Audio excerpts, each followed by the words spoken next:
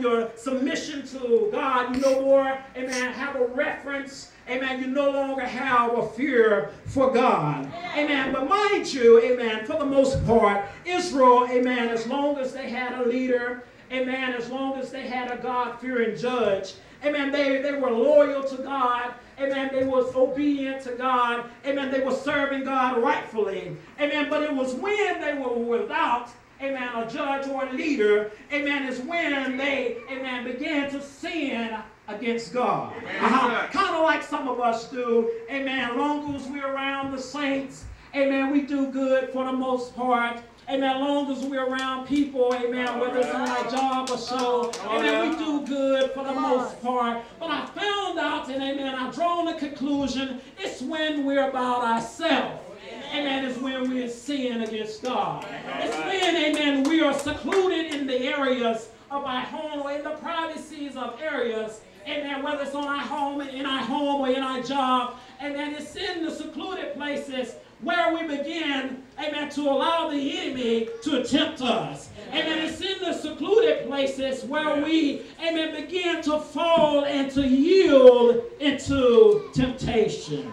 But we go on to see that Israel, amen, has now not only disobeyed God, amen, they began to worship, amen, and serve Baal. And let me tell you what, amen, serving Baal allowed them to do.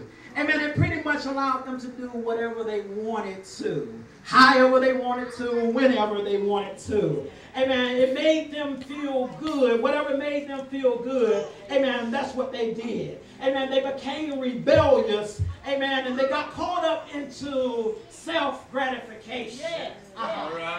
From leading to self-gratification, amen, it became to them as sensual pleasure. Amen. In other words, through, amen, the minds of Israel, amen, some of the people, amen, they could, through their senses, amen, can cause an arousal or a stimulation, amen, for bodily, amen, pleasurable moments. Y'all ain't gonna say that. That's all right. Because of their selfish thinking.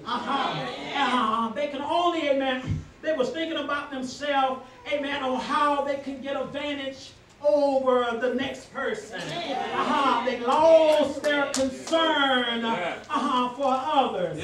And then in other words, they don't went too far. They don't went way out there. They don't cross boundaries. They don't cross the limits, if you will. But they forsook the Lord, thou God, amen, which brought them out of Egypt, amen, which fed them with clothes, amen, which, amen, protected them, amen, which brought them through the Red Sea. Amen. Well, now, amen, we can see that, amen, Israel was now in violation, amen, of breaking the commandments of God given through the leader Moses. And the Bible says that they provoked the Lord to anger, and the anger of the Lord was hot against Israel, and delivered them into the hands of the spoilers to spoil them. And he sold them into the hands of their enemies, that they could no longer stand before their enemies. And the hand of the Lord was against them for evil. Amen. And they were greatly distressed. Amen. Meaning that, amen, they were troubled, amen, in their spirits. Amen. They brought trouble, amen, on themselves. Amen. They was afflicted, amen, over and over again. Amen. I come to find out, amen, that any time that you disobey God, amen, amen, the things that he has forbidden, amen, for you and I to do, amen, you bring chaos upon yourself. Amen. I found out chaos, amen, if you don't stop, amen, from your sin, amen, chaos leads to calamity, if you will. Amen. And if you don't stop right there at calamity, amen, I come to find out that, amen, it leads to being destroyed. Being destroyed. But Israel, amen, at this time, amen, they continue with this cycle, amen, going in and out, up and down, amen. God was sending a judge, amen, they'll cry to God, amen, ask God for forgiveness for their sins, amen, but they will repeat the cycle over and over again. God would deliver them, amen, as he was sent in, amen, Ehud, amen, as he was sent in Samson, amen, as he was sent in, amen, various of the judges, amen, to deliver his people from sin. But the mindset, amen, of Israel, they had a mindset that are still going back. In other words, they brought the Egypt over into their Canaan. Now just, amen, like Israel, your place of Canaan is here right in this place. Now God himself, just like Israel, have commanded you and have mandated you to drive out the enemy in your life. But just like Israel, some of you have failed to obey God. And because of your failure, you have given over to idols, which is your television, which is your computers, which is your cell phones, which is your family members, which is your job. And because of that, you have provoked God's anger. Now this is your place of Canaan here. But I found out when some got over here into Canaan, they got too complacent. They got lazy, if you will. They started serving idols, if you will. They got caught up into things that they had no business being caught up. They went a-whoring after the strange God, after the unknown God, if you will. As a result of that, they became spiritually decayed on the inside. They became corrupt, if you will. They became losing their hope in God. They started having a spiritual declination. They started losing the faith. They started stop losing, if you will. They stopped praying like they should.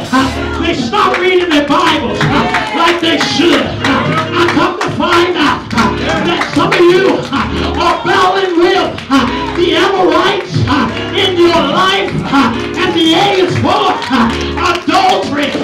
The A is for the anger. Some of you are battling with the Canaanites in your life, which is contention and covenants. Some of you are battling with the Jebusites in your life, which is jealousy and envy. Some of you are battling with the Gergesites, which is gossip and greed. Some of you are battling with the parasites in your life, and that is pornography, perverseness. I found out that the Bible says, if you confess your sin, he is faithful and just to cleanse you from all unrighteousness. I like how Paul picked it up. The Bible says, as Paul was reading it, until I touch your people, amen, that the law is spiritually, but he was carnal, sold under sin. Oh, wretched man he was. But the Bible said that he said to us, there is no good thing that dwelleth in my flesh, that I would do good, evil was present, and when I wanted to do good, I could not do it, for evil was present with me. I found out that Paul said, I still don't remember in my mind, warred against the bottom of my mind, bringing me into captivity of sin. Oh, wretched man that I am, who can deliver me? Who can deliver me? I thank God, Jesus Christ, who is able to deliver me. I wonder, is there anybody that has said enough is enough?